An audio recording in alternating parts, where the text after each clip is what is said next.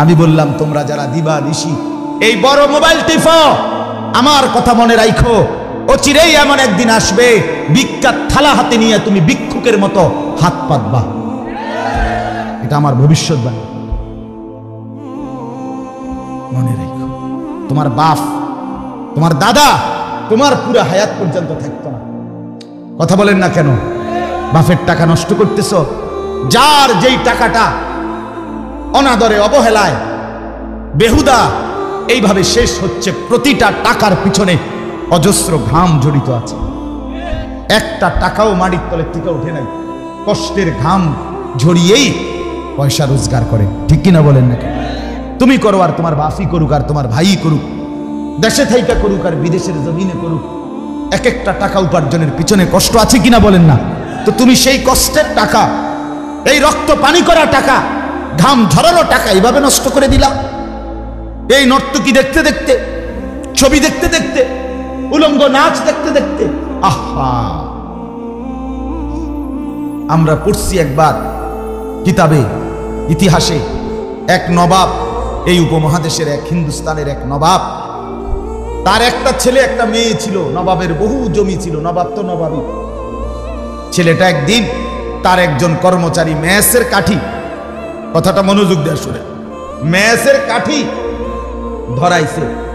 ধরাইবার পরে মেসের কাঠি ধরাইলে বারুদ, ওই যে মেসের কাঠির আগার মধ্যে যে বারুদ থাকে, এটা আগুনটা নিভে গেলে বারুদের একটা গ্রান আছে, বুঝিনি আমি?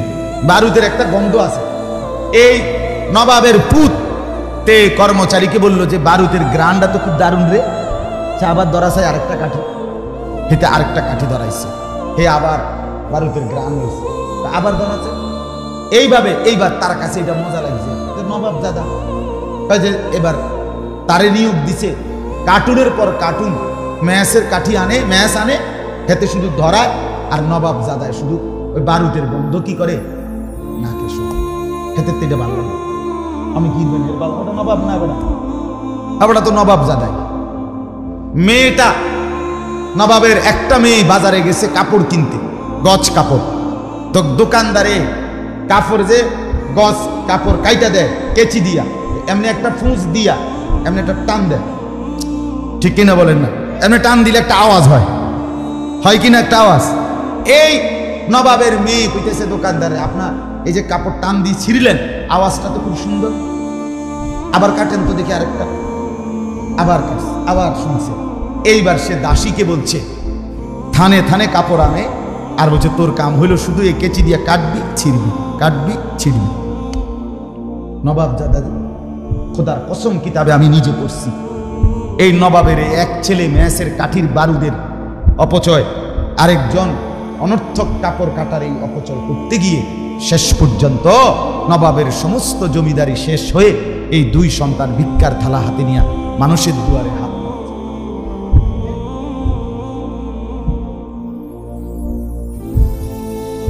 প্রিয় ভাই, যদি মুসলমানের বাচ্চা হয়ে থাকো, যদি মার দুধ খেয়ে থাকো, তো বোন মনে রাখো, রাজার ধন ফুরায়, রাজার ধন। আর তোমার বাফার, এখানে কারো বাপ নবাব না, ঠিক কিনা বলেন না কেন? নবাবের সাথে আমরা মেহনতি কষ্ট করে কামাই রোজগারি করা বাবার সন্তান। আমার মনে আছে, আমার নিজের কথা বলি, আমি দারুল আরকামের ছাত্র, জানেন আপনারা? আমি ব্রাহ্মণবাড়িয়া দারুল আরকামেরই ছাত্র, এখানকার ছাত্র। হ্যাঁ, আমি এই শহীদপুর বাজারে বহু আসছি ছাত্র জীবন। আপনি তো ফুটবল খেলতে পারছি, আর এটা বিরাট মাঠ, আমরা শুক্রবার দিন ছাত্ররা ফুটবল খেলতে পারছি। ছোট ছিলাম, শহীদপুর বাজার, এখানে বড় হুজুর রহমতুল্লাহ তাফসির শুনতে আমিও আসছি। এটা তো বিখ্যাত তাফসির। তো আপনার ছোট্টবেলায় 5 ভাই মাদ্রাসায় পড়তাম, 3 ভাই বোন। আব্বা প্রাইমারি স্কুলে মাস্টারি করতেন, মসজিদে নামাজ ইমামতি করতেন, খুব অল্প টাকা বেতন পাইতেন। অভাবের সংসারে এমনও দিন গেছে, 1 কেজি আটার দাম থেকে আমার ছোট ভাই 2টা টাকা দোকানদাররে কইছে যে 1 কেজি আটা দেন। মাই কইছে তবে 2 টাকার কম দিয়ে, মাই কইছে 2টা টাকা আমাদের দিন তো 1 কেজি আটার থেকে 2 টাকা কম দিয়া এই 2 টাকা দিয়ে মাদ্রাসা দিয়েছে। আমি একবার কুমিল্লা ট্রান্সপোর্টে করে শাসনগাছার থেকে আমি দারুল আরকাম আসতেছি আপনার, তখন আমরা ঘাটুরা 1 নম্বর গ্যাস ফিল্ডের সাথে একটা ভাড়া বাড়িতে মাদ্রাসা ছিল। আমি একেবারে প্রথম ছাত্র, প্রথম যেই বেজ দিয়ে সর্বপ্রথম যেই জামাত দিয়ে শুরু হয়েছে দারুল আরকাম, মেড্ডা পীর বাড়ি হুজুরের বাড়ির পাশে, আমি ওই সময়কার ছাত্র। তো 1992-93 সালের কথা। কুমিল্লা ট্রান্সপোর্টে মায় আমারে মানে আসছি যে আমি আমার টিফিন গাড়ির বাড়ির মধ্যে করে 3টা বাটিতে তরকারি, গোশত, ডিম এগুলা রাইন্দা দিছে মা। মাদ্রাসাতে আইসা খাইতাম। এই গাটুরা স্টেশনে আইসা যখন নামছি বাসের থেকে নামতে গিয়া ছোট মানুষ বাড়িটা সহ লাভ দিয়ে নামতে গিয়া পড়ে গিয়া বাটিটা খুললা তরকারি সব পড়ে গেছে রাস্তা। আমি এমন কান্না কাঁদছি যে অজরে কাঁদছি, আহারে আমার মার কষ্টের বানানো তরকারি পড়ে গেছে। অভাবের সংসার থেকে মা কষ্ট করে এইটুকু তরকারি দিছে পুতের লেগে, সেই জীবন। তাইলে বাপ, প্রত্যেকটা মানুষ আজকের এই বাপদেরকে জিজ্ঞাসা করো, ছেলেরা কষ্ট করে কামাই করা এই পয়সা, সেটা তুমি 300 টাকা দিয়ে চুল কাটো, 500 টাকা দিয়ে চুল কাটো, তাও ইহুদিদের বেঈমানের কত রঙের কত ভঙ্গের জামা পরো। একটা বড় মোবাইল পাইয়া তুমি মা ভুলে গেলা, বাবা ভুলে গেলা, আল্লাহ ভুলে গেলা, নামাজ ভুলে গেলা, দুনিয়া ভুলে গেলা, শুধু নারীর ছবি, নর্তকীর নাচ, জিনা ব্যভিচারের দৃশ্য। হায় হায় বন্ধু, এতেই মজা পেয়ে গেলাম। তোমার ভবিষ্যৎ কি? তোমার আখিরাত কি? তুমি কি কবরে যাইবা না? তুমি কি মরবা না? এই জন্য যে ছেলেরা বসছো বাপ, আমার জিন্দেগির ফিকির ছেলেদেরকে নিয়ে, মুসলমানের নওজওয়ানদেরকে নিয়ে আমি অনুরোধ করলাম প্রত্যেকের কাছে, ভাইয়া দয়া করে মজলুম মুসলমানের, সারা পৃথিবীর মজলুমানের রক্তের বদলা যদি নিতে হয়, আমার যুবক ছেলেদেরকেই দাঁড়াইতে হবে। নওজওয়ান, তোমরা না আগাইলে ইসলাম আগাবে। তোমরা জীবন বাজি না রাখলে আল্লাহর দ্বীনের জন্য লড়বে কে বাপ? খুন ঝরবে যুবকের, কলিজার খুন ঝরবে।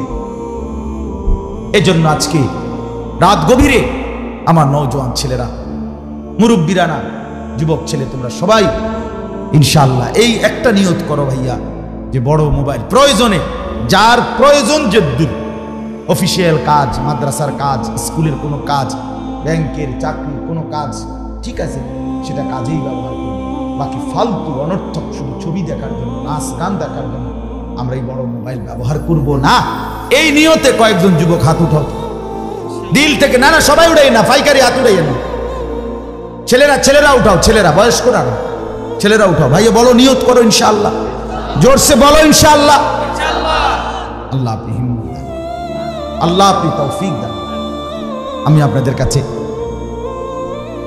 একটু অল্প কথা, আমি আবারও বলছি, প্রয়োজনকে প্রয়োজনের মধ্যে রাখো, জরুরত তো জরুরত, ঠিক কিনা বলেন না?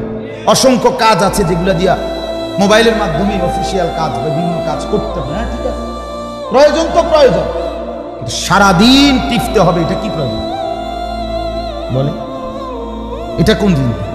পাঞ্জাবিওয়ালা যারা আছেন, টুপিওয়ালা হুজুর যারা আছেন, আপনাদেরকে বলি বন্ধু, ডাইরেক্ট কথা, আমার গায়ে লাগলেও কিছু করার নাই।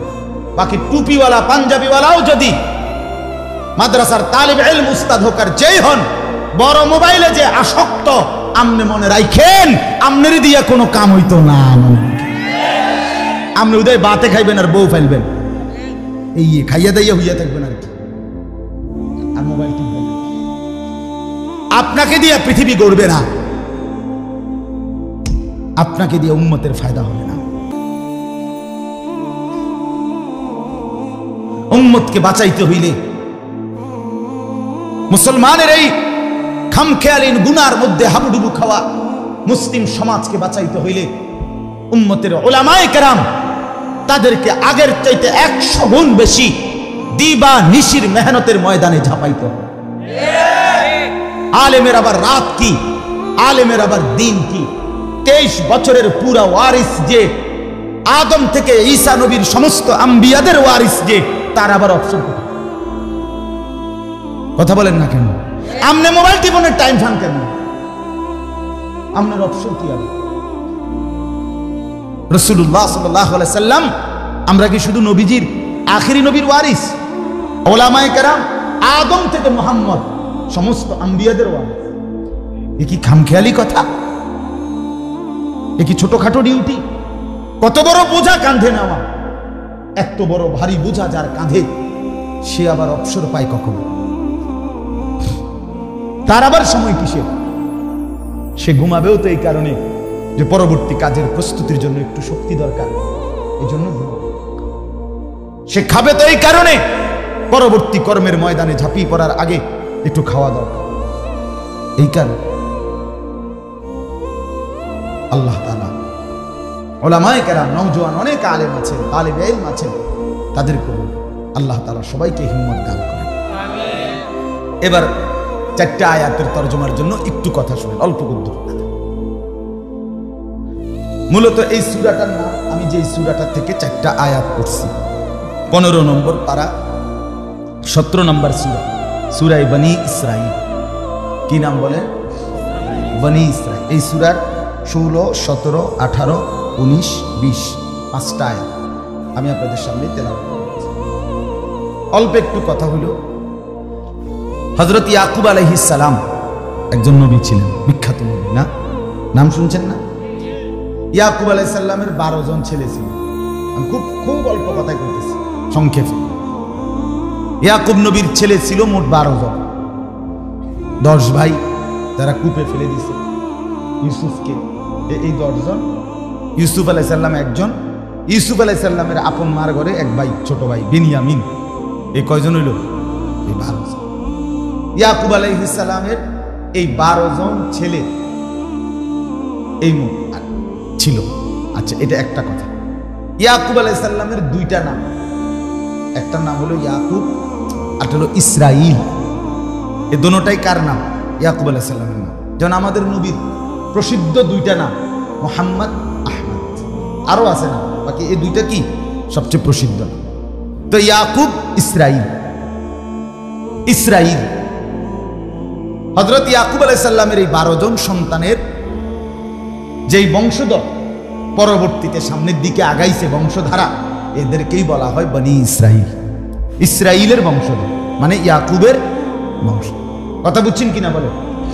আচ্ছা, ইয়াকুব আলাইহিস সালামের 12 ছেলের মধ্যে একজন ছেলের নাম ছিল ইয়াহুদা, বড় জন।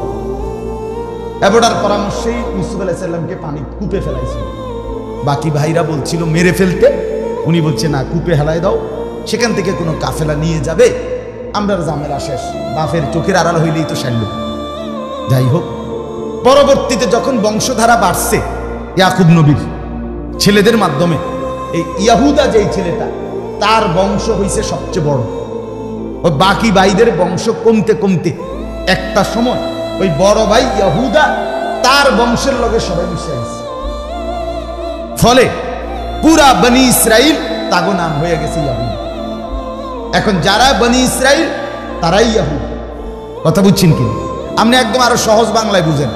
এক বেড়ার ফুট 5 জন, তো এ বেড়ার 1 ফুটের ঘরে ছেলে মেয়ে হয়েছে 8 জন, আরেকজনের 3 জন, আরেকজনের 2 জন, আরেকজনের 1 জন, আরেকজনের ঘরে হয়েছেই না। এমন হয় কিনা? তো ধীরে ধীরে ওই 8 সন্তান হয়েছে যে বাইর ঘরে, যেই ফুটের ঘরে, এবার বংশ বাড়তে বাড়তে এখন ওই ভাইগো পরিচয়ও, ওই নায়নাথপুরের পরিচয়ও হয়ে গেছে এই বড় ভাই পরিচয়। বুঝছেন আমার কথা? এখন পুরা বাড়ি হয়ে গেছে মোল্লা বাড়ি, যদিও এনে গাজীও আছে, কাজীও আছে। পুরা বাড়ির নামে হয়ে গেছে কাজী বাড়ি, যদিও এনে মাঝিও আছে। কথার কথাই আর কি। এখন পুরা ফ্যামিলির নাম হয়ে গেছে ইয়াহুদি, যদিও অন্য ভাইদেরও কি আছে, বংশধর আছে, কিন্তু বেশি বড় হওয়ার কারণে এই ইয়াহুদা এই ভাইয়ের নামেই সবাই বংশের পরিচয় হয়ে গেছে, এরাই ইয়াহুদি। তাহলে যারা বনী ইসরাইল তারাই কি বলেন না? ইয়াহুদি। ইয়াহুদি। আল্লাহ তাআলা হযরত ইয়াকুব আলাইহিস সালাম থেকে নিয়ে আমাদের নবীর আগ পর্যন্ত, আমাদের নবীর আগের জন ঈসা নবী, এই পর্যন্ত প্রায় 1 লক্ষের চাইতে বেশি নবী। কতজন? 1 লক্ষের চাইতে বেশি নবী আল্লাহ শুধু কেবল এই বনি ইসরাইল, এই ইহুদিদের হেদায়েতের জন্য যুগে যুগে আল্লাহ পাঠাইছে। কতজন নবী? 1 লক্ষের চাইতে বেশি নবী। কিন্তু এই 1 লক্ষের চাইতে বেশি নবী রাসূল মিলেও এই জাতিটাকে, এই বংশধরগুলোকে, এই মানুষগুলো ইহুদি যারা, তাদেরকে পরিপূর্ণভাবে শুধরাইতে কোনো যুগেই পারে না। বরং প্রত্যেক যুগে এই বনি ইসরাইল ইহুদিরা সর্বোচ্চ সংখ্যক আল্লাহর নাফরমানি করত। অল্প 2, 4, 5 জন 10 জন হাতে গোনা তারা ছিল অনুগত, বাকি সব ছিল নাফরমান। একেবারে প্রথম থেকে নিয়ে এই ইহুদিরা যেদিন থেকে তাদের শুরু, সেদিন থেকে তাদের হারামি, অসভ্যতা, নষ্টামি, দুষ্টামি, যত রকমের মন্দ গুণ এটা তাদের মধ্যে ছিল। সব ইবলিস, শয়তান, যেটা মেন শয়তান, তে তাগতে বুদ্ধি নেই। হ্যাঁ, ইবলিসের নিজস্ব অফিস আছে, ডাইরেক্ট ইসরায়েল হেড অফিস। ইবলিস বুদ্ধি লয়, ইবলিস আটকাইয়া গেলে তারাতে বুদ্ধি নেই।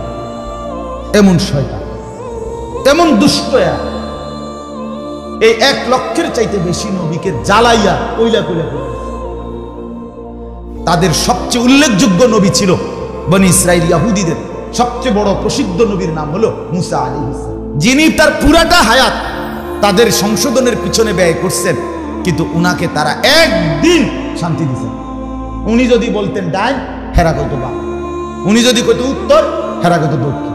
মানে যেটা উনি বলতেন এটারই বিরোধিতা করত, এটার বিরুদ্ধে, এটার পাল্টা 100টা প্রশ্ন কইরা এটারে জগা খুঁজে বলছে একটা গাবি কোরবানি দিতে মুসা নবী। এদেরকে ইহুদি শুরু করছে এটার উপরে প্রশ্ন, গাবিটা কিরম, বাইক ফালুন না মাঠে ফালুন না, গাবির বয়স কত, গাবির গায়ের রং কি, ফুরাটা এক কালার না ভিতরিতে অন্য কালার, কথা বুঝছেন না? আচ্ছা যদি হয় সাদা, তো বা মনে করেন গোলাপি, গাঢ় গোলাপি না হালকা গোলাপি। মানে এইভাবে এটা জিগাইতে জিগাইতে এটার BS CS RS খতিয়ান খুললা শেষে এটা আর খুঁজে পায় না। এরকম অসুবিধা, মানে যেটা কইতো ওইটার মধ্যে 13টা প্রশ্ন কইরা এটারে নষ্ট করছে। শুধু তর্ক, মানে ঠাট্টা করতো বেশি, উপহাস করতো, তামাশা করতো। এটা ইহুদিদের অভ্যাস, এই সর্বদা তুচ্ছ তাচ্ছিল্য করা, ঠাট্টা করা। এ আসে আরে কিরে তুই কিতা করস বুড়ি। আমাদের অনেক ছেলে দেখেন 3টার সময় বাইরে, রাত 10টা বাজে, কয় ঘন্টা কথা কয় না, 7 ঘন্টা মানুষে ঘুরে গেল। তুই এমনি ঘুরলে তো পৃথিবী শেষ হয়ে যাওয়ার কথা বুঝছেন না? ডেইলি যদি একটা ছেলে 7 ঘন্টা ঘুরে, এতে তো পৃথিবী শেষ হয়ে যাওয়ার কথা না। হে ঘুরে, হাসে, খামখেয়ালি, এই এই এই তুচ্ছতা ছিল, অবজ্ঞা, খামখেয়ালি, এটা ইহুদিদের অভ্যাস। নাউযুবিল্লাহ। মুসা নবী বলল যুদ্ধ করতে চলো কাফেরদের সাথে। কইল কি, আমনে আর আমনের খোদা মিল্লা, আপনারা দুজন আগে শুরু করেন, বাইল ভালো দেখলে আমরা আসমু, নাহলে আমরা বই। আল্লাহর সাথে তামাশা করি, মানে ঠাট্টা করি। আল্লাহ কোরআনে বলছে ওয়াবালাউনাহুম বিল হাসানাতি ওয়াস সাইয়্যাত, ইহুদিদেরকে আমি কখনো সুখ দিয়া কখনো দুঃখ দিয়ে দোনোভাবে পরীক্ষা করছি। দোনো অবস্থাতে তারা আমার নাফরমান। যখন অঢেল সম্পদ দিছে তাদেরকে আল্লাহ, ইহুদিদেরকে, তারা কইতো কি জানেন? কোরআনে আছে ইন্নাল্লাহা ফাকিরুন নাহনু আগনিয়া, আল্লাহ হলো ফকির, আমরা হলাম ধনী। আল্লাহ বলেন এরপরে অভাব দিয়া, দারিদ্রতা দিয়া ভিক্ষার থালা হাতে উঠাই দিছে। এবারে মানুষের জিগা কিও নাই, মাতবুরি, বুঝেন নাই কথাটা? অঞ্জেকের ভিক্ষা করো, এবার বলে কি ইয়াদুল্লাহি মাগলুলা, আল্লাহর হাত ছোট হইয়া গেছে, খাবারটার দ্বারে নাই। আল্লাহ বলে যে সুখে রেখে চাইছি, তাও উল্টা, দুঃখে রেখে চাইছি তাও। এই অজাত এরকম নিকৃষ্ট। আমার বন্ধু জুলুম কেমন ছিল তাদের? জুলুম ছিল এত নিকৃষ্ট, জালেম। আহা, 1 লাখের চাইতে বেশি নবী রাসূল যাদেরকে আল্লাহর দিকে ডাকছে, আরে আজকে তো মুসলমানকে মারতেছে। এই বেঈমান সেই বেঈমান যারা সরাসরি আল্লাহর নবীদেরকে, বনি ইসরাইলের অগণিত নবীকে এই ইহুদিরা সরাসরি জবাই করে ফেলছে। কসম করে কোন বর্ণনা আছে প্রায় 400 নবী জবাই করছে। কত বড় নিকৃষ্ট কাফের, কত বড় নিকৃষ্ট মুসলমান। এরা হলো পৃথিবীর সমস্ত বদভ্যাস, মন্দ গুণ এদের, পৃথিবীর সমস্ত সুদী কারবার, সুদী মহাজন, আন্তর্জাতিকভাবে সারা বিশ্বব্যাপী যত সুদী কারবার সবগুলোর মূল প্রবক্তা, উদ্যোক্তা ইহুদিরা। আমরা বইতে পড়ছি ইহুদিরা আপনার সুদ দিছে, সুদের টাকা শোধ করতে পারে নাই দেখা ওই বেটার, আমি নিজে পড়ছি কিতাবে, ওই বেটার গোশত শরীরের থেকে কাইটটা সুদের টাকা দিতে পারবে। উঠাবে ভাইয়া, খারাইয়া উঠাবে, এই অপদার্থ খারাইয়া উঠাবে, খারাই উঠা বেটা। এতক্ষণ লাগাইয়া কারে বললাম কলিজাটা মানে নিয়ে এবার কোন মানে না। আপনাদের বিবেকে কি বলে বলেন না বাস? আমি এতক্ষণ লাগাইয়া কারে বলছি, এরপরে কি আর দুঃখটা মানে মন্দারে? সে এখানে বসে বসে ঘুরে ঘুরে এটারে ভিডিও করতে, তুই মানুষগুলোর ছবি উঠে কি ফায়দা?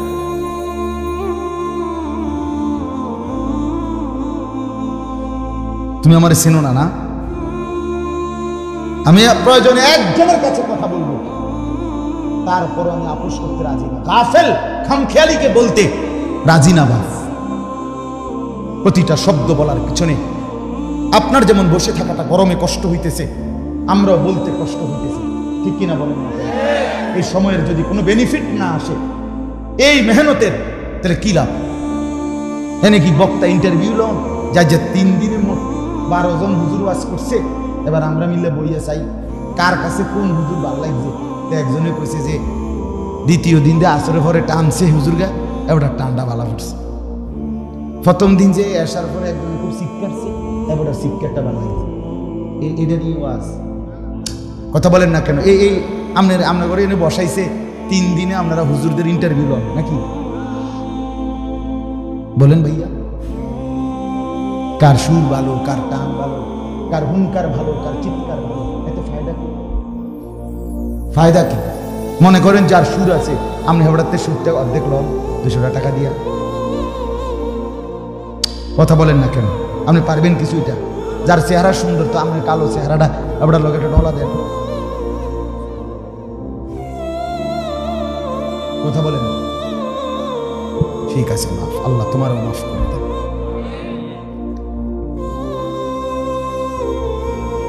চলেন তো, এই ইহুদিরা আপনার সর্বযুগে নবীদেরকে কষ্ট দিয়েছে। এরপরে আসেন দ্রুত আমরা সংক্ষেপে চলে আসি আমাদের নবীর কাছে। আমাদের নবী সাল্লাল্লাহু আলাইহি সাল্লাম মক্কা থেকে হিজরত করে কই গেছিলেন কন্ত? এই মদিনায় নবী যাওয়ার পরে সেখানে গিয়ে দেখছেন 3টা ইহুদি গোত্র ছিল। কয়টা গোত্র? বনু নজির, বনু কাইনুকা, বনু কুরাইজা, ইহুদিদের গোত্র। এই 3 গোত্র নবীজিরও চূড়ান্ত যন্ত্রণা কষ্ট নবীজিকে দাওয়াত দিয়া নিছে, নিয়া ওয়ালের পাশে আপনার বয়াইছে। এখানে তার উপরে একটা লোক ঠিক রাখছে পাথর নিয়া, মোহাম্মদকে আমরা নিয়ে বসামি ছাড়ি দিয়া তুই উপরের থেকে পাথর ছেড়ে মোহাম্মদকে হত্যা করবি। এই বেঈমান, এই ইহুদি। জিবরাইল আইসা বলছে ইয়া রাসূলুল্লাহ, আপনি সব এখানে বসবেন। এইভাবে মুসলমান মা মানে মুসলিম একজন নারী, পর্দানশীল নারী, ইহুদিদের কোনো বাজারে কোনো একটা কারণে খরচের জন্য গেছে। এরা করছে কি, এই মুসলিম মার বোরকার পিছন দিয়া এক শয়তানে ইহুদি রশি দিয়া কাপড়ের মধ্যে, মানে বোরকার পিছনের অংশে কাপড় সব বাঁধ দিয়া দিচ্ছে, রশি দিয়া পিছনে টান দিয়া ধরে রাখছে। যখনই ওই মা ঘুরা রওনা দিছে যাইবো গা, এই কাপড় টান দিছে, তো মায়ের কাপড় উড়ে গেছে। এরকম নিকৃষ্ট, মানে সর্বযুগে পেলাম না কষ্ট। আল্লাহ নবী সাল্লাল্লাহু আলাইহি সাল্লাম 3 বারে যুদ্ধ করে এদেরকে তাড়ায় দিছে। একবার মদিনার থেকে বের করে দিছে, গিয়া আশ্রয় নিছে খায়বার, আরবেরই একটা জায়গা। 7ম হিজরিতে নবীজি আবার যুদ্ধ করছে তাদের বিরুদ্ধে। সেখানে গিয়া সেখান থেকেও তাদেরকে পরাজিত করে তাদের পুরুষ যোদ্ধা হত্যা করছে, বাকিগুলারে আবার সিটটা বিটটা খায়বার থেকে ছন্ন ছাড়া হয়ে গেছে। নবীজি মৃত্যুর পূর্বে একটা ভবিষ্যৎবাণী করে গেছিলেন, বলে গেছিলেন একটা কথা, আখরিজুল ইয়াহুদা মিন জাজিরাতিল আরব, আরবের সীমানা থেকে ইহুদিদেরকে বের করুন। হযরত ওমর যখন দ্বিতীয় খলিফা হইছেন, ইসলামের দ্বিতীয় খলিফার নাম কি? ওমর। এই ওমর বৈশাই কিছুদিনের মধ্যে ওমর এই আইন কার্যকর করছে যে আমার রাসূল বলছে ইহুদি একটা বেঈমানও আরবের সীমানা, মুসলমানদের সীমানায় থাকতে পারবে না, বাইরে সব বের, এই সবগুলোরে বাহির করছে, একটাকেও থাকতে দেয়।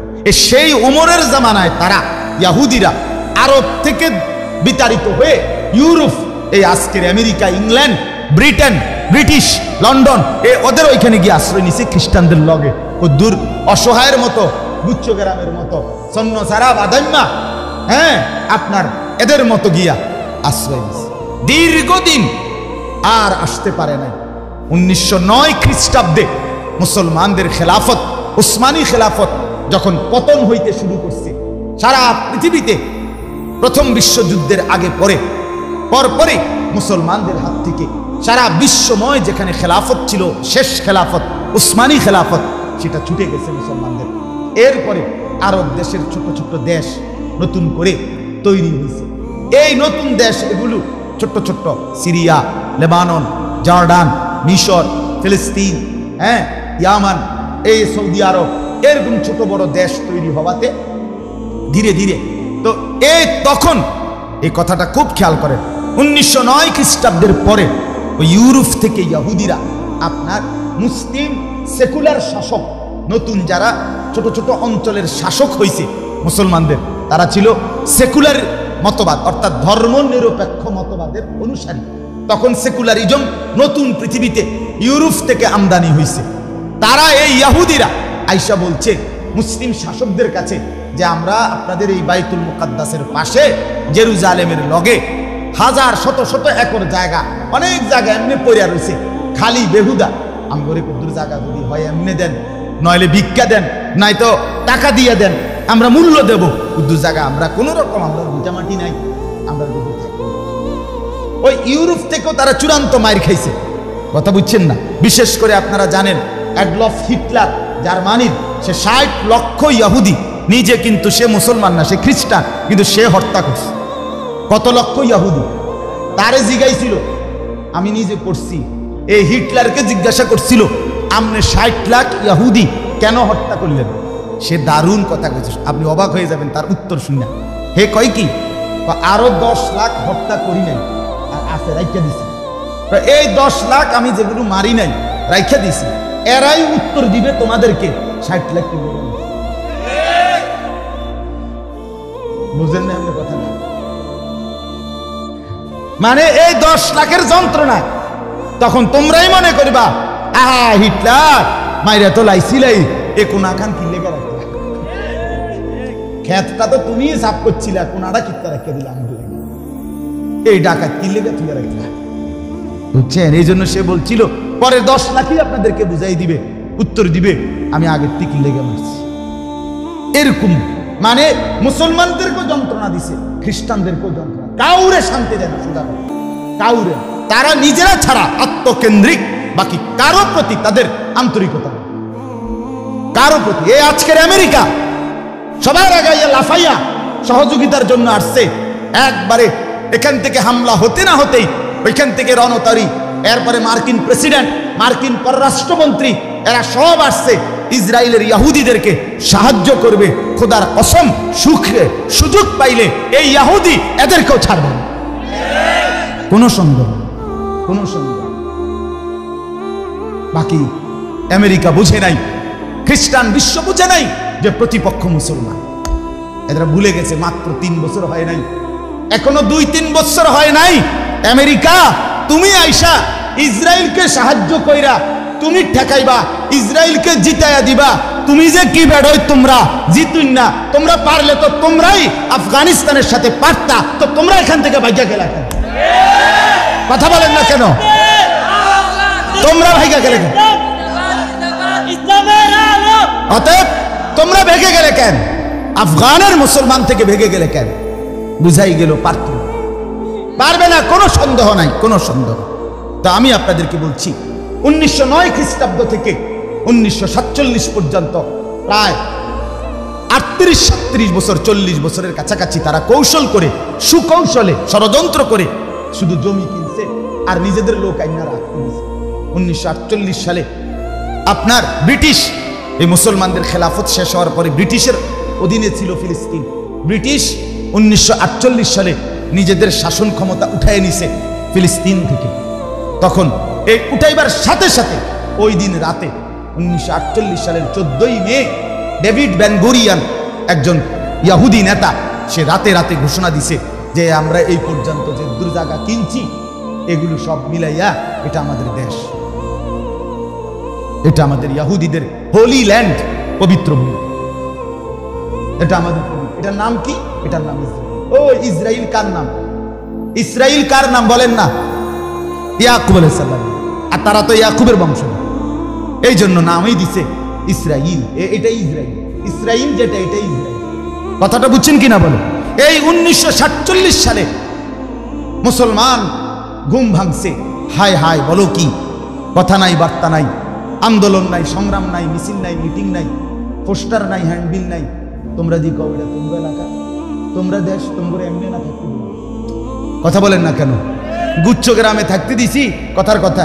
তারা যদি কয়টা আমগো দেশ, বুঝি কত হইল। কথা বুঝছেন নি আপনি?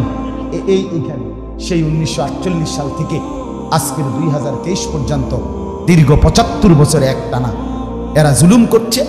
কিন্তু মুসলমান, ফিলিস্তিন এবং তার পাশাপাশি মুসলিমরা, তারা আজও তাদের দাবি একটাই, তো খুন, রক্ত, শাহাদাত, কলিজার তাজা খুন দিও মুসলমানদের দাবি ফিলিস্তিনের পুরা জমিন এটা মুসলমানের জমিন। 1 ইঞ্চি জমিন আমরা বেঈমান ইহুদিদের হাতে তুলে দেব না। এই যুদ্ধ চলছে, সেই যুদ্ধেরই ধারাবাহিকতা আজকে 75 বছর। এবার শেষ কথা আসে, শেষ কথা হলো ফিলিস্তিনের সাথে আমাদের সম্পর্কটা কেমন। আমাদের সম্পর্কটা এখানে একটু গভীরে বুঝতে হবে। রোহিঙ্গা, কাশ্মীর, পৃথিবীর অন্যান্য যেখানে মুসলমান নির্যাতিত, সেখানে মুসলমান নির্যাতিত আমরা ব্যথিত। আমরা মিছিল করি, বিক্ষোভ করি, প্রতিবাদ করি। কিন্তু ফিলিস্তিনের ভূমিতে যেই মুসলমানরা নির্যাতিত, এখানে শুধু মুসলমান নির্যাতিত এই কারণে না, বাপ, এখানে মাটিটার সাথে আমাদের সম্পর্ক। কথা বুঝছেন কি? এখানে আমাদের অস্তিত্বের প্রশ্ন। অস্তিত্বের প্রশ্নটা কি? এই কথাটা সবাই মনে রাখবেন। 1 নম্বরে এটা খুব গুরুত্বপূর্ণ যে 1948 সালে গত 75 বছর ধরে তাদের দাবি এটা যে ইসরায়েল যেই রাষ্ট্র প্রতিষ্ঠা করছে, তারা ওইখানে মুসলমানের অংশ কাইটা, কলিজা কাইটা মুসলমানের জমির উপরে, সেইটা তাদের দাবি। তারা এতটুকু এই জেদ্দুর মনে করেন এই মাঠটা, এটার এই এদ্দুর পর্যন্ত দখল দিছে, আর এই কদ্দুর রয়েছে, এদ্দুর যদি হইয়া যায় তাহলে আমরা শান্তি।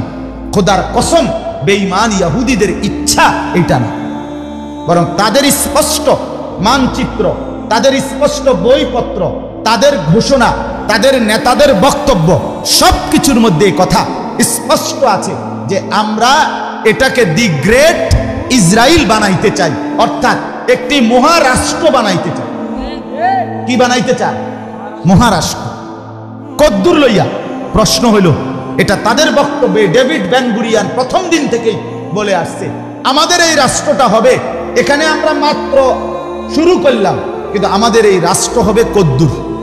এই কদ্দুর 1 নাম্বার মিশরের নীল দরিয়া, এখানে একটা প্রান্ত, ইরাকের ফোরাত নদী, ওইটা একটা সাইড।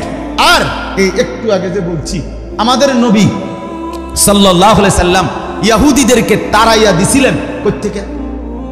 বলেন না কেন? খোদার কসম, ইহুদিদের দাবি যে আমাদের বাপদাদার পূর্বপুরুষরা মদিনা ইয়াসরিবে ছিল, মুহাম্মদ তাগরে তাড়াইয়া দিছে, এই আমাদের এদিক দিয়ার সীমানা হইল মদিনা।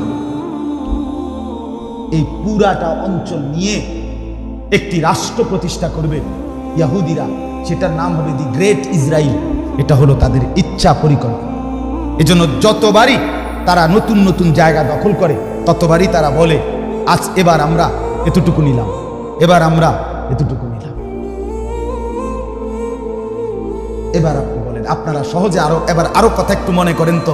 আপনারা অনেকেই জানেন সুলতান নূরউদ্দিন জিন কি, মানে যাকে জঙ্গি বলেন আপনারা, সুলতান নূরউদ্দিন জঙ্গি রহমতুল্লাহর আমলে এই ইহুদিরা একবার আমাদের নবী সাল্লাল্লাহু আলাইহি সাল্লামের পবিত্র লাশ মুবারক চুরি করবার জন্য চেষ্টা করছিল। জানেন এটা? শুনেন নাই এ কথাটা? এই কেন? প্রশ্ন হলো কেন? তাদের দাবি, তাদের ইচ্ছা, এটা তো মদিনায় আমাদের পূর্বপুরুষের দাবি, মুহাম্মদ পরে আসছে, অতএব লাশটা যদি এখান থেকে সরায় দেয় তাহলে সারা পৃথিবীর মুসলমান আর মদিনা যাবে। আর মদিনা কিতাম যাবো আমরা? কথা বলছেন, আমরা এখন মদিনা যাচ্ছি কার টানে? নবীজির টানে না বিল্ডিং সামনে? কথা বুঝছেন কিনা? সেই ষড়যন্ত্র তাদের আছে। অর্থাৎ তাদের টার্গেট শুধু ফিলিস্তিনের জমি দখল করে ইসরায়েল রাষ্ট্র প্রতিষ্ঠা করবে তা না। তাহলে এবার আপনারা ইনসাফের সাথে বলেন, এই ইসরায়েল যদি এখানে টিকে যায় এই মাটিটাতে, তাইলে আগামী দিনে আমরা সারা পৃথিবীর 200 কোটি মুসলমান টিকবো কিনা, এটা আমাদের অস্তিত্বের প্রশ্ন। 2, আমাদের মদিনার রওজা, আমার রাসূলের পবিত্র দেহ মুবারক যেখানে আছে সেই মদিনা টিকবে কিনা, এটা। তাহলে এটার সাথে আমাদের সম্পৃক্ততা আর অন্যান্য দেশের সাথে মতো নয়, এটার সাথে আমাদের সম্পৃক্ততা আরো গভীর। অতএব আজকে এই রাত গভীরে আপনাদের কাছে আমরা এটা বললাম, আপনারা প্রত্যেকে হৃদয় দিয়ে বিষয়টা উপলব্ধি করবেন, এটা বুঝবেন, এটা উপলব্ধি করবেন। ফিলিস্তিনের জমিন যদি হারিয়ে ফেলে মুসলমান, তাহলে মুসলমানের ভবিষ্যৎ অনেক বড় বিপদের কারণ হয়ে দাঁড়াবে। মুসলমানের গোটা অস্তিত্বে শেকড়ে টান করবে, শেকড়ে টান। আজকে আমরা বুঝতে চাই, এই জন্য আমরা প্রত্যেকে নিজেদের জীবনে এটা উপলব্ধি করতে হবে যে ফিলিস্তিনের মাটিটার সাথে আমাদের অস্তিত্বের সম্পর্ক। কথা বুঝছেন কিনা বলেন? এবার তর্জমা শুনুন, এরপর আমি কথা শেষ করব। আল্লাহ তাআলা বলেন, ওয়াইদা আরাদনা আন নুহলিকা কারিয়াতান, আমি আল্লাহ যখন ফয়সালা করি কোন সম্প্রদায়, কোন এলাকা, কোন জনগোষ্ঠী ধ্বংস করে দেব, আল্লাহ বলেন আমি যখন ইচ্ছা করি, আমার না মুত্রাফিহা, আমি তখন সেই সম্প্রদায়ের ধনাঢ্য, নেতৃস্থানীয়, সম্পদওয়ালা, পয়সাওয়ালা, ক্ষমতাওয়ালাদেরকে আমার হুকুম মানতে বলব। ফাফাসাকু ফিহা, কিন্তু ধনের গৌরবে, নেতৃত্বের ক্ষমতার গৌরবে তারা আমি আল্লাহর নাফরমানি করে। ফাহাক্কা আলাইহাল কাউলু, আল্লাহ বলে ফলে তখন আমার ফয়সালা, আমার সিদ্ধান্ত কার্যকর হয়ে যায়। ফাদাম্মারনাহা তাদমীরা, তখন আমি আল্লাহ সেই অবাধ্য নাফরমান অদ্যত জাতি গোষ্ঠীকে একেবারে বাস্তুভিটা করে দেই, একদম বংশহীন, একদম নিশ্চিহ্ন, উজাড় করে। এই জন্য আজকের ইউরোপ, আজকের ইসরায়েল, আজকের আমেরিকা, আজকের ইটালি আর ফ্রান্স, আজকের ব্রিটেন, যত রাষ্ট্রই আপনার অহংকার করুক, এদের এই বাড়াবাড়ি ক্ষমতার, সম্পদের, অস্ত্রের, এটাই প্রমাণ করে, এদের বাড়াবাড়ি যত বাড়ছে এটাই প্রমাণ হয় আল্লাহর আযাব তত ঘনিয়ে আসছে। কথা বুঝছেন কিনা বলেন? অতএব রাত্রি যখন 9টা বাজে তখন সকাল হইতে বহু দেরি, কিন্তু রাত্রি যখন 3টা বাজে মনে তো হয় রাত ভীষণ গভীর, কিন্তু এটাও বোঝা যায় সকাল কাছায় গেছে। ঠিক কিনা বলেন? অতএব জুলুম আর নির্যাতন, অত্যাচার আর খুন, তাজা রক্ত যখন বেড়ে গেছে, এটাই প্রমাণ করে মুসলমানের বিজয়ও কাছে। ওয়াকাম আহলাকনা মিনাল কুরুনি মিন বাদি নূহ, আল্লাহ বলে ও আমার বান্দা, তুমি চিন্তা ভাবনা করছো, তুমি কি আমার ইতিহাস জানো না? আমি আল্লাহ সেই নূহের পর থেকে আজ পর্যন্ত ইতিপূর্বে অসংখ্য অগণিত জাতি গোষ্ঠীকে আমি তো ধ্বংস করেছি। কথা কয় না? করেছি কিনা? তো কাজে অসুবিধা কি? নতুন করে একবারে ধ্বংস করতে আমার কি লাগবে? ওয়াকাফা বিরাব্বিকা বিযুনুবি ইবাদিহি খাবীরাম বাসীরা, আল্লাহ বলে আমার বান্দাদের নাফরমানির খোঁজ খবর রাখার জন্য আমি আল্লাহ রব হিসাবে একাই যথেষ্ট। এরপরে আসেন আমাদের জন্য করণীয়, পরের 2 আয়াত। আমাদের করণীয় কি? আমাদের করণীয় এখানে একটা বলছে, অর্থ হইল নবীজি বলছে শেষ জামানায় আমার উম্মতকে হত্যা করার জন্য ঈমানদারকে কাফেররা দস্তরখানের মধ্যে খাবারের প্লেটে যেমন একে অপরকে ডাকে, আসেন ভাই আপনিও বসেন, আপনিও বসেন, কাফেররা সবাই মিলে মিশে এভাবে ডাকাডাকি করে একত্রে আমার মুসলমান, আমার ইমানদার উম্মতকে হত্যা করবে। সাহাবীরা জিজ্ঞেস করছে, ইয়া রাসূলুল্লাহ, আপনার উম্মত আমাদেরকে হত্যা করবে কি? আমরা কি সংখ্যা কম হওয়ার কারণে? নবীজি বলবে, না, সংখ্যায় তোমরা অনেক বেশি হবে, কিন্তু আমার উম্মতের ইমানদাররা সংখ্যা বেশি হওয়ার পরেও তারা ভেসে যাবে এইভাবে যে বন্যা স্রোতের মধ্যে আবর্জনা যেভাবে ভেসে যায়। সাহাবীরা জিজ্ঞেস করলেন, ইয়া রাসূলুল্লাহ, সেটা কেন হলো? এরকম হবে কেন? মুসলমান বেশি হওয়ার পরেও এরকম আবর্জনার মতো ভেসে যাবে? নবীজি বলছে, দুইটা কারণ। এক নাম্বার হলো হুব্বুদ দুনিয়া, দুই নাম্বার হলো কারাহিয়াতুল মাউত। এক, দুনিয়ার ভীষণ ভালোবাসা, আর মৃত্যুকে ভয় পাওয়া, মরতে না চাওয়া। এক, মরতে চাইবে না, দুই, দুনিয়াকেই আপন। আল্লাহ তাআলা এখানে বলেন, মান কানা ইউরিদুল আজিলাতা, যে ব্যক্তি দুনিয়া চায়, আজ্জালনা লাহু ফিহা মা নাশাউ লিমান নুরিদু, তো দুনিয়া লোভী আমি আল্লাহ তাআলা কিছু যাকে ইচ্ছা তাকে যেদূর সম্ভব ইচ্ছা আমার এদূর দুনিয়া নগদ দেব। তবে দুনিয়া লোভী শেষ পর্যন্ত সুম্মা জাআলনা লাহু জাহান্নাম, আমি আল্লাহ দুনিয়া লোভীকে পরিণতিতে জাহান্নাম ইয়াসলাহা মাদমুমান মাদহুরা। আল্লাহ বলে দুনিয়া লোভীকে জাহান্নামে নিক্ষেপ করা হবে, লজ্জিত করে, লাঞ্ছিত করে, লাঠি দিতে দিতে, ধাক্কা দিতে দিতে। নাউযুবিল্লাহ। এরপরে আল্লাহ বলেন, আর ওমান আরাদাল আখিরাতা, আর যে ব্যক্তি জীবনের সব ক্ষেত্রে আখিরাতকে চাইবে, ওয়াসাআলাহা সাইয়াহা, এবং আখিরাতের জন্য আমল করবে সুন্নাত মোতাবেক, অহুয়া মুমিন, এবং ঈমান ঠিক রাখবে, ফাউলাইকা কানা সাইয়ুহুম মাশকুরা, আমি আল্লাহ কৃতজ্ঞতার সাথে তার প্রত্যেকটা মেহনতের বদলা দিয়ে দেব। আল্লাহ বলেন সর্বশেষ, আবারও আল্লাহ বলে, বান্দা শুনো, এই কথাটা খেয়াল করেন।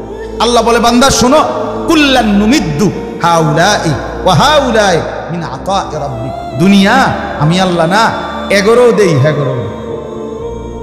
বুঝেন নাই? দুনিয়া এটা আমার এমন একটা নিয়ামত যেটা ডাকলেও দেই, না ডাকলেও। আচ্ছা বলেন, দুনিয়া যে ভোগ করছে, ইমানদারও ভোগ করে, নাফরমানও ভোগ করে, করে কিনা বলে?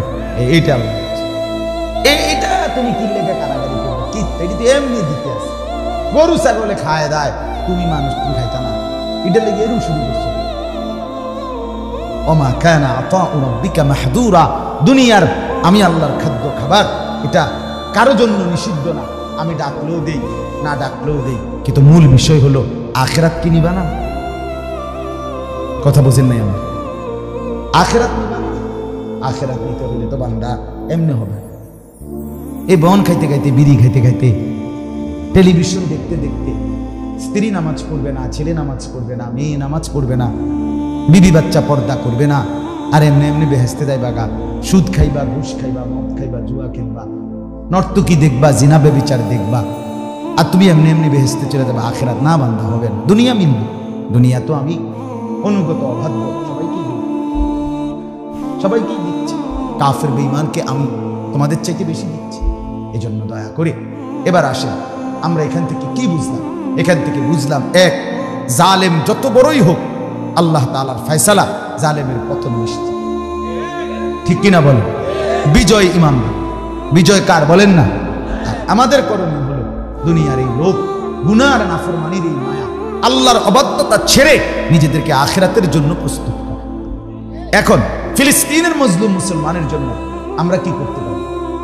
আমরা 5টা কাজ করতে পারি। কয়টা কাজ?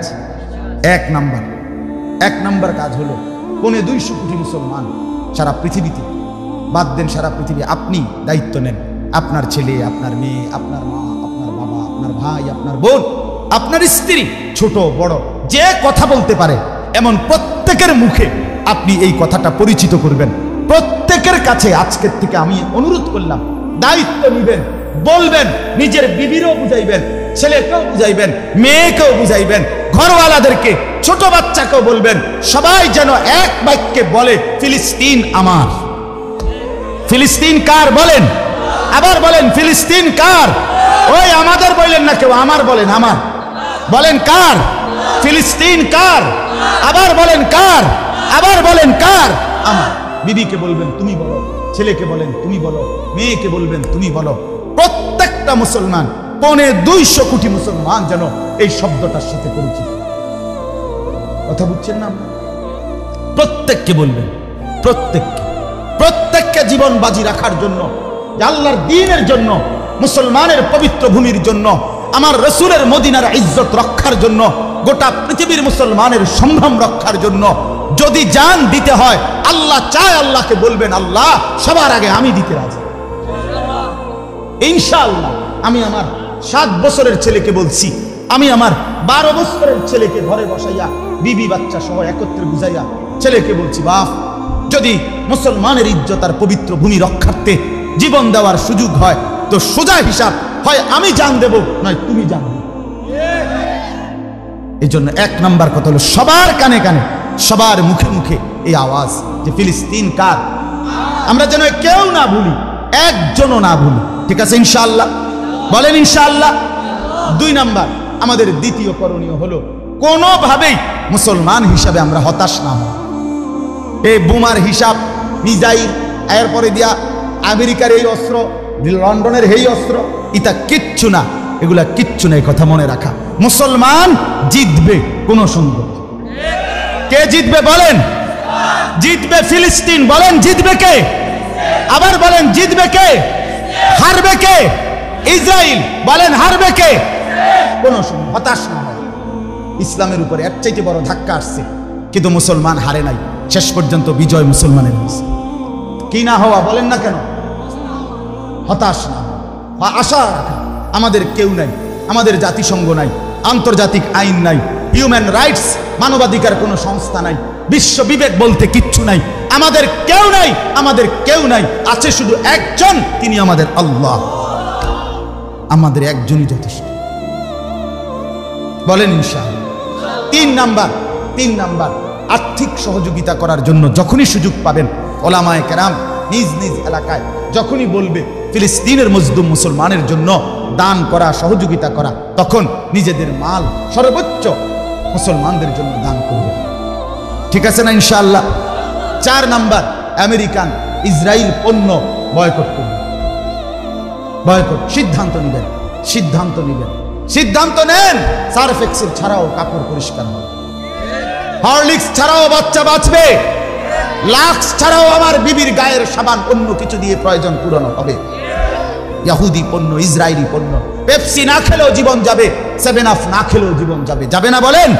অতএব ইসরায়েলি আমেরিকান পণ্য বয়কট করবে। বলেন ইনশাআল্লাহ। বলেন আমি আমার ঘরের বাচ্চাকে বলছি, আব্বা আমি নিজে কিনা হরলিক্স, আমি বলছি বাবা ফেলে দাও না, নিয়ত করো খাবো না আর বেঈমানের জিনিস। এই জন্য বলে এর দূর দিয়ে কি হবে না, অনেক কিছু হবে, অনেক কিছু হবে। বাংলাদেশে প্রতিবাদ করে কি লাভ হবে? বাংলাদেশে মিছিল করে কি লাভ হবে? আপনারা জানেন না ইসরায়েল এই আক্রমণ অবস্থায় ইহুদিরা যেই দেশে তাদের নাগরিকদেরকে যাতায়াত করতে এই মুহূর্তে নিষেধ করছে, তার মধ্যে বাংলাদেশের নাম আছে। জানে এখানের মুসলমানও পাগলা, পাইলে আড্ডি গুড়া করে টাঙ্গাইয়া তুলে দেবে। কথা বুঝেন নাই আপনার? এই জন্য আমেরিকান ইহুদি ইসরায়েলি পণ্য বর্জন করা। 5 নাম্বার কলিজার সবটুকু দিয়ে 5 ওয়াক্ত নামাজ, রাত্রিবেলার তাহাজ্জুদ নামাজ, উঠতে বসতে সর্বদা মজলুমের জন্য দোয়া। এই শেষ কথা। 1 নাম্বার কি কোন? সবার মধ্যে জনমত, অর্থাৎ প্রত্যেকের কানে কানে পৌঁছানো যে ফিলিস্তিন, শুধু আমনে জানলো না, বউকে বলবেন, ছেলেকে বলবেন, মেয়েকে বলবেন। বলেন ইনশাআল্লাহ। 2 নাম্বার হতাশ না হয়। বিজয় কার? মুসলমান। জিতবে কে? ফিলিস্তিন। কোনো সন্দেহ, কোনো সন্দেহ। 20 মিনিটে 7000 আয়রন ডোম, মানে ইসরায়েলের অত্যাধুনিক মেশিনের কুম, তাদের সীমানার মধ্যে পাশের থেকে কেউ যদি একটা সুই মনে করেন এইটা আলগি দিছে, তারার মেশিনে ধরা খায়, একটা সুই আলগি দিতে, এতটা তাদের ছিল প্রযুক্তি। কিন্তু 20 মিনিটে 7000 রকেট যখন হামাসের মুসলিম যোদ্ধারা মুজাহিদরা মারছে, 20 মিনিটে ধামাধাম, বেঈমানের একটা মেশিনও কাম হচ্ছে, মেশিনের আব্বাও ধরতেছে। কথা বুঝেন? এই জন্য অনেক অস্ত্র দেখে ভয় পাওয়ার কিছু নাই। মালিকের ফয়সালা যখন হবে কিচ্ছু কোনো কাজ হবে। তাহলে হতাশ না হওয়া। কি না হওয়া? আর্থিক সহযোগিতার জন্য প্রস্তুতি রাখা। ঠিক আছে না ইনশাআল্লাহ? আমেরিকান ইসরায়েলি পণ্য কি করা? বয়কট করা। কলিজা থেকে দোয়া। আল্লাহ তাআলা আমাদের সবাইকে তৌফিক দান করেন। একদিনও ভুলবেন না মজলুমের কথা। কলিজার খুন দিচ্ছে মুসলমান, তাজা রক্ত ঝরছে আমার মার, আমার বোনের, আমার ভাইয়ের কলিজার টুকরা, আমাদের ছোট্ট ছোট্ট সুন্দর মাসুম বাচ্চারা। অতএব তাদেরকে ভুলবেন না। আল্লাহ তাআলা আমাদেরকে তৌফিক দেন, কবুল করেন। আজকের এই সুন্দর মাহফিলকে আল্লাহ তাআলা বরকতে বরকতে ভরে দেন। মাদ্রাসাকে আল্লাহ তাআলা কবুল করেন, উপযুক্ত ছাত্র উস্তাদ ইখলাস ও তাকওয়ার সাথে মিলায়া দান করেন। আল্লাহ তাআলা আমাদের প্রত্যেককে কবুল করেন, মঞ্জুর করেন, রহম করেন। সকলেই বলেন আমিন, সকলেই বলেন আমিন। আমরা প্রত্যেকে এই মজলুম মুসলমানের জন্য আপনারা প্রত্যেকেই আল্লাহ তাআলার কাছে দিল দিয়ে দোয়া করুন। আপনাদের এই দোয়া দেখবেন অনেক বড় কাজ আসবে। হযরত মাওলানা জাকারিয়া রাহমাতুল্লাহি আলাইহি তিনি বলতেন যে আমি দিল্লিতে গাস্ত করি, এটা ব্রিটেনে, ইংল্যান্ডে, লন্ডনে গিয়া চোট লাগে ধাক্কা।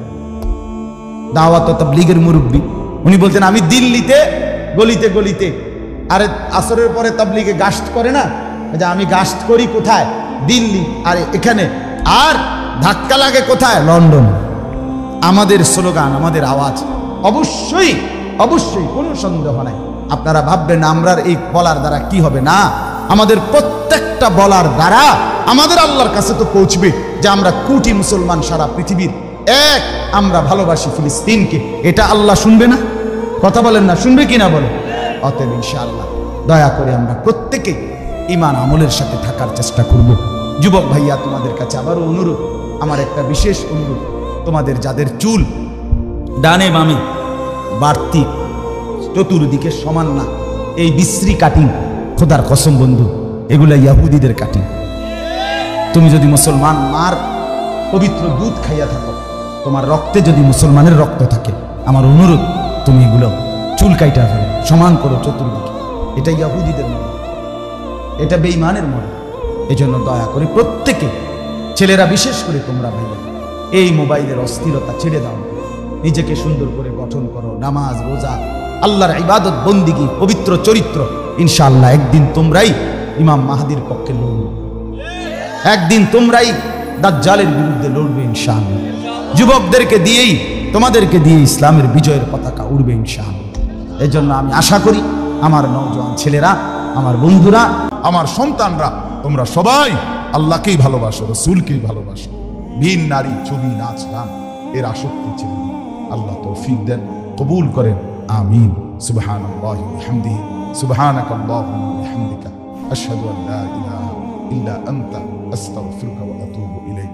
হযরত ইনশাআল্লাহ বয়ান করবেন, দোয়া করবেন, এরপরে আপনারা উঠবেন। উঠতেছে কেন? উডের বাইর দিচ্ছে, উডের ও মাশাআল্লাহ কোমরে ধরে গেছে, কত কিছু।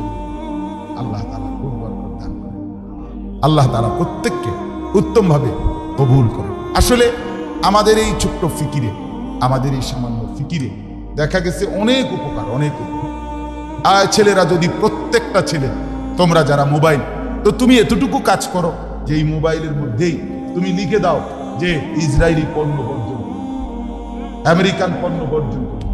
হাজার কণ্ঠে, কোটি কণ্ঠে, লাখো কণ্ঠে বলে দাও যে না, আমরা ঘৃণা করি। যাদের হাতে মুসলমানের রক্ত, তাদের মালকে আমরা ঘৃণা করি, তাদের পণ্যে আমরা থুতু মারি, থুতু মারি, থুতু মারি আমরা। এই জন্য আমরা প্রত্যেকে হিম্মতের সাথে, যার যার সাধ্যে যতদূর সম্ভব আমরা মুসলমানের পক্ষে প্রচারণা করব। ফিলিস্তিনের মজলুম মুসলমানের পক্ষে আমরা বলে যাব আল্লাহর কাছে, আমরা বলে যাব আমাদের মালিকের কাছে। ইনশাআল্লাহ আমাদের মালিক বিজয় দান করবেনই করবেন, বিজয় দান করবেনই করবেন। আল্লাহ তাআলা আমাদেরকে তৌফিক দেন, কবুল করেন। আমাদের পরম শ্রদ্ধেয় হযরত মাওলানা আব্দুল বাতিন কাসিমি দামাত বারাকাতুহু, আমাদের মুরব্বী বয়োজ্যেষ্ঠ আলেমে দ্বীন হযরত ইনশাআল্লাহ অল্প সময় কথা বলে দোয়া করে দেবেন। আপনারা মেহেরবানি করে হযরতের দোয়া নিয়ে 3 দিনের এই কষ্টের তাফসীর, আজকে টানা 3 দিন বয়ান হয়েছে। ইনশাআল্লাহ হযরত দোয়া করলে এরপরেই আপনারা যাবেন। আল্লাহ তাআলা আপনাদের সবাইকে তৌফিক দান করেন।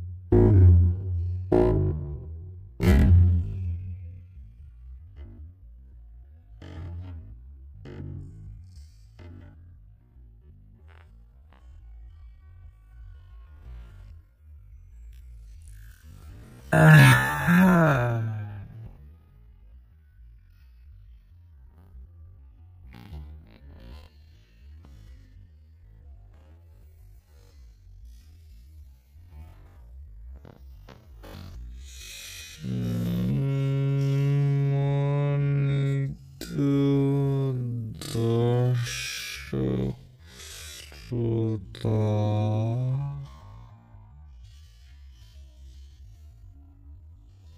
ভাই ও বোনেরা,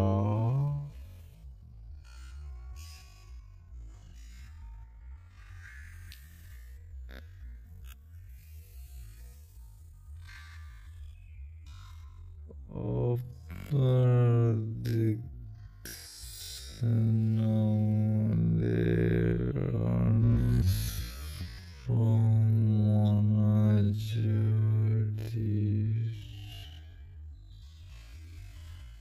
ওয়াজ ও মাহফিল।